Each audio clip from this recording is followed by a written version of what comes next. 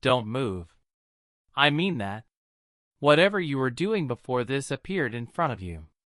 Whatever tab you were about to switch to.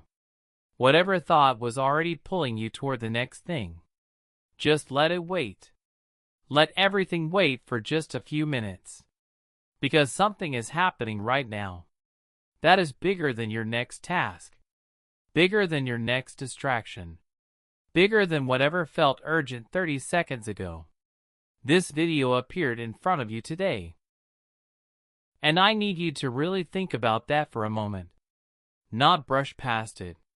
Not file it away under coincidence and keep scrolling.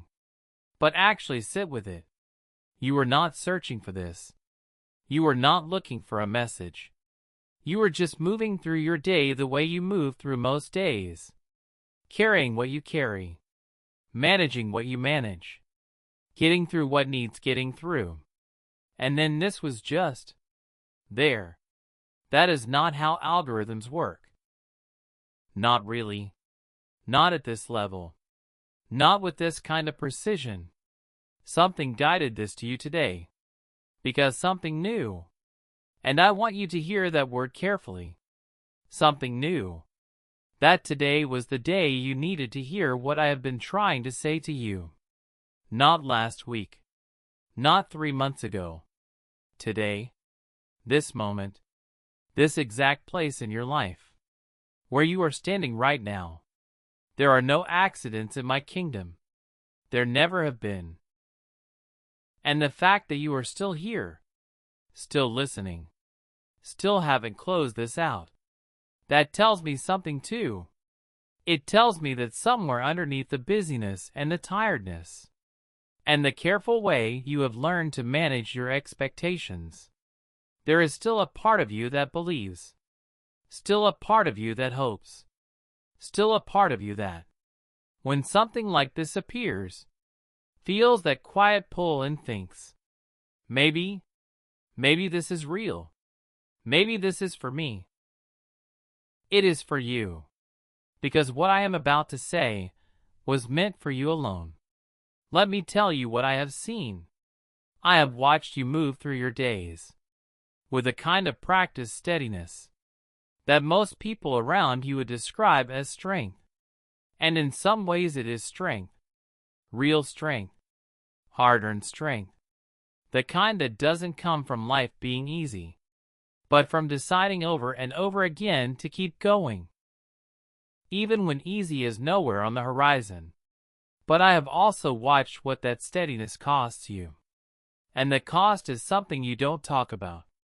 Because talking about it would mean admitting how heavy it actually is. And you have decided, somewhere along the way, probably without even fully realizing you made the decision, that the heaviness is just yours to carry alone. I was there the last time you prayed and heard nothing back. Not silence in a peaceful sense. Silence in the way that makes you wonder if the line is even connected anymore. You said the words. Maybe out loud. Maybe just in your chest where prayers sometimes live when they're too tired to become real words. And then you waited. And the waiting stretched out into the rest of your day. And then into the next day. And then it became part of the background of your life. That particular unanswered prayer. Sitting there like a bruise you've learned to work around. I saw you smile at someone this week when you didn't feel like smiling. I watched you say you were doing fine when fine was the furthest thing from the truth. Not because you were being dishonest, but because the real answer was too complicated and too heavy to hand to someone who only had a minute, who was just asking to be polite, who wasn't really prepared to hold what you actually would have said if you had let yourself say it. I was there in the quiet of your room. When the surface version of you, the one that functions, that shows up, that handles things, finally got to come down. When it was just you and the ceiling, and the thoughts that wait for stillness to become loud. I was there when the doubt crept in. Not dramatic doubt. Not the kind that makes a scene. but the quiet kind, the kind that whispers in the language of your own voice. What if nothing changes? What if this is just how it is? What if I've been faithful, and it doesn't matter as much as I always believed it did?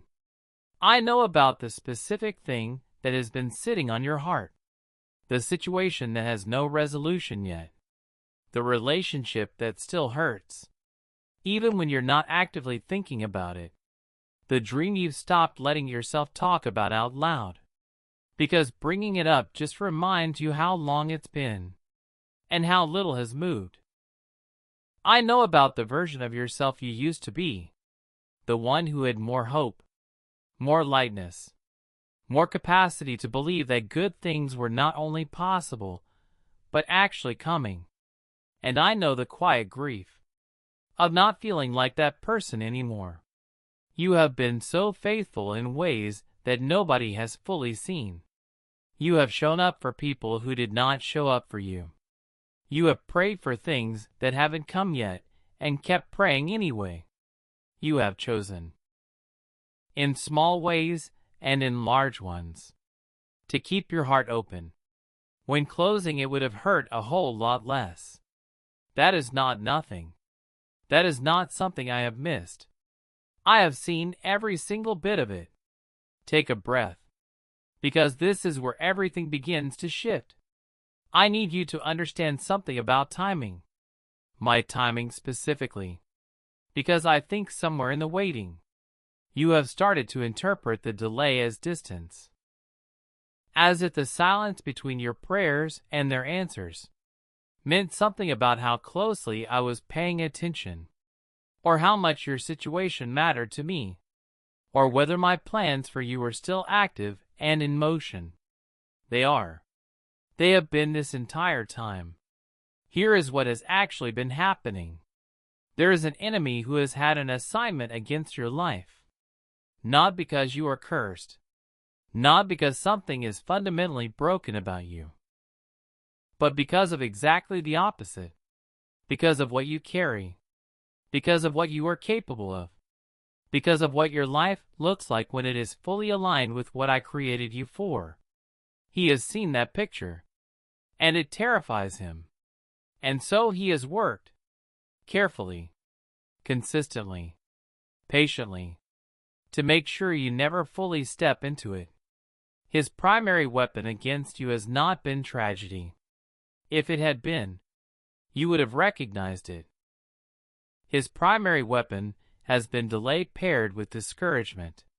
He stretched the waiting out just long enough. And then at the most vulnerable points in the waiting, he whispered things into the silence. Things that sounded like your own thoughts. Things that sounded reasonable. Even wise. Maybe it's time to lower your expectations. Maybe this is just not how your story goes. Maybe you misunderstood what you thought God said to you. He took the length of the wait and tried to turn it into evidence against my faithfulness. But here is what he could not do. He could not stop what I was building. Because the entire time you were waiting, I was working. Not in the visible places. Not in the places you were checking. But underneath. In the foundations. In the character being formed through the very struggle you would have skipped if I had let you. In the wisdom being deposited through the seasons of confusion. In the capacity being built for what is coming. Because what is coming requires a version of you that the easier road could never have produced. In the Psalms, David writes something that hits differently when you are in the middle of a long wait. He says, "My times are in your hands. Not my good times. Not the times when everything is going well. My times. All of them. Including the slow ones. The silent ones. The ones that felt like they were going nowhere. All of them. Held in hands that do not drop things. Your waiting season was held in those hands. Every day of it. And what I was doing in it was not cruelty. And it was not indifference. And it was not oversight. It was precision. I was preparing you for something that required this exact version of you. Not the version from 2 years ago. Not the version that would have arrived if everything had come easily. But this one. The one sitting here right now. Tired enough to finally stop performing. Open enough to actually listen. Ready in a way you could not have been before. That is why this message is reaching you today. I have to tell you something now that comes from love. Pure love. The kind that would rather say the hard thing than watch you walk into something painful. When I can see it coming and you can't. You are on the edge of giving up on something that you should not give up on. Maybe you already know what it is. Maybe it surfaced in your mind the moment I said that. There is something, a calling, a relationship, a direction I have placed in your heart, a prayer you have been praying for so long, that lately when you pray it the words feel hollow, like you're going through a motion you no longer fully believe in, and you have been quietly, privately, starting to make peace with letting it go. Starting to tell yourself a story about how maybe you misread the signs. Maybe it was never really meant to be. Maybe the faithful thing to do now is just accept what is and stop reaching for what isn't. I need you to hear me clearly. That is not peace you are feeling. That is exhaustion dressed up as acceptance. Those are two very different things. And the enemy is counting on you not knowing the difference right now. In this particular season. When you are tired enough that relief and surrender can feel identical. The book of Galatians says something I need you to sit with. Let us not become weary in doing good. For at the proper time, we will reap a harvest. If we do not give up. If we do not give up. That condition is in there for a reason. The harvest is real. The proper time is real. But the condition for receiving it is not giving up before it arrives. And you are standing right now at the exact point in the story where giving up is most tempting. Right before the turn. Right before the thing you cannot see yet comes into view. The enemy knows where the turn is. I know where the turn is. And right now, only one of us is telling you the truth about how close it is. Do not make a permanent decision based on a temporary feeling of exhaustion. Do not close a door in this season that was meant to open in the next one. Do not let the length of the wait become the reason you miss the arrival. You are not giving up. Not today.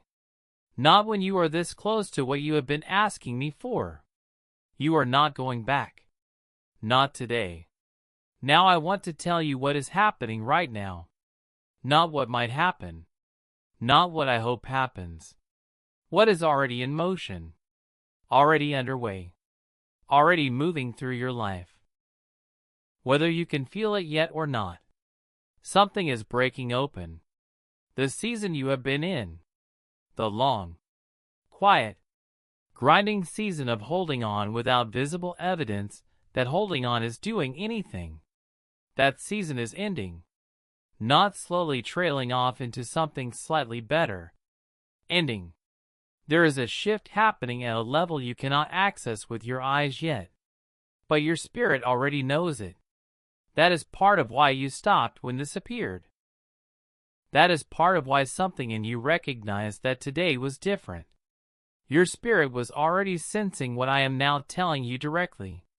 That the ground is changing beneath your feet. I am removing the weight that was never yours to carry. The accumulated heaviness of every unanswered question. Every disappointment you absorbed and kept moving. Every time you chose to trust me.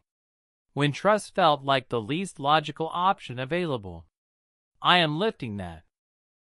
Not because you earned relief by being faithful enough, but because the season it belonged to is finished, and carrying it into the next one would only slow down what I have prepared for you there. I am restoring your ability to hope. I know that sounds small until you realize what it costs to live without it. The way you have learned to keep your expectations managed, to want things carefully, to dream in lowercase, so that nothing can hurt you the way full-sized hope can hurt you when it doesn't come through. I made you for more than careful wanting. I made you for the kind of hope that Romans 5 describes. Hope that does not put us to shame. Hope that has a foundation strong enough to bear its full weight. That hope is coming back to you, not as naivety, as the real thing, rebuilt on a deeper foundation than the one that got shaken. I am realigning things around you. People, circumstances, opportunities, things that have felt stuck or broken or simply absent, are being repositioned. Some of what I am doing you will recognize immediately when it arrives. Some of it you will only understand looking back. But I am asking you right now to trust what you cannot yet see, because the evidence of my faithfulness that you are about to walk into is going to be more specific than you imagined, more personal than you expected, more exactly tailored to the details of what you have been quietly carrying, because I know those details, every single one. Jeremiah 29 says it, and I want you to hear it not as a verse you have seen on a coffee mug, but as something I am speaking directly into the specific shape of your life right now. I know the plans I have for you, plans to prosper you and not to harm you, plans to give you a future and a hope. The plans are not general. They are for you. Named, specific, already written, already in motion. This is your shift. And it started the moment you stopped scrolling. I want to pray over you right now. And I mean that literally. This is me, speaking directly over your life, over the specific weight of this specific moment. Not a formula, not a template, just me and you. I speak rest over your mind. The kind of rest that doesn't require your circumstances to change before it arrives. The thoughts that have been looping, the fears, the what-ifs, the replaying of old wounds and old mistakes. I am stilling those right now, not because I am asking you to try harder to think positively, but because I am placing something over your mind that is stronger than the noise. My peace, the peace that the world cannot give and cannot take away. I am placing it there now, and I am asking it to stay. I break the agreement you have been living under, that says you are too far behind to catch up, that says your best opportunities have already passed, that says the life you hoped for was for someone who made better choices, started sooner, failed less. That agreement is broken. It was built on lies, and it has no authority over the life I designed for you. Before you took your first breath, I release you from the guilt you have been carrying over your own humanness, the times you fell short, the prayers you didn't pray, the faith that wavered, the moments you are not proud of. I am not holding those against you. I never was. And I am asking you now to extend to yourself the same grace you would extend without hesitation to someone you loved. I seal purpose over you, not vague. Someday may be purpose, but the real, specific, already written purpose that I placed inside you before this world got its hands on you and started telling you who you were supposed to be. That purpose is still intact. It survived everything you walked through, and it is being activated right now in ways you are about to begin to see. And I declare this over you, clearly and without condition. You are not forgotten. You are not overlooked. You are not an afterthought in the story of what I am doing in this world. You are known by name. You are loved without limit. You are mine. And I do not lose what is mine. and I do not abandon what I love. That is who you are. Not what you have done. Not what you have survived. Who you are. And nothing that has happened. Nothing. Has changed it. If these words found you at the right moment today, and something tells me they did, I want to ask just one thing of you. Before you close this out, type Amen in the comments right now.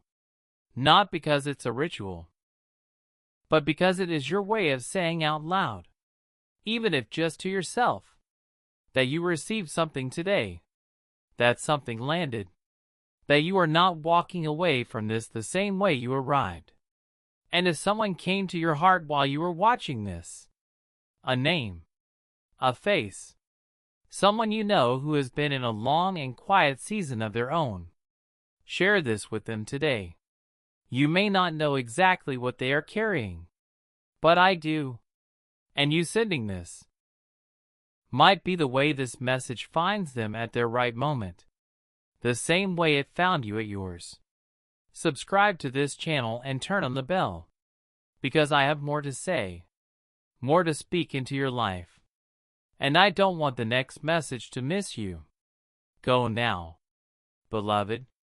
Go knowing that this was not random, that nothing about today was accidental, that the one who arranged this moment has been arranging moments in your life since before you had words to ask for them. You are seen. You are reached. You are deeply and permanently loved. Now go live like you believe it.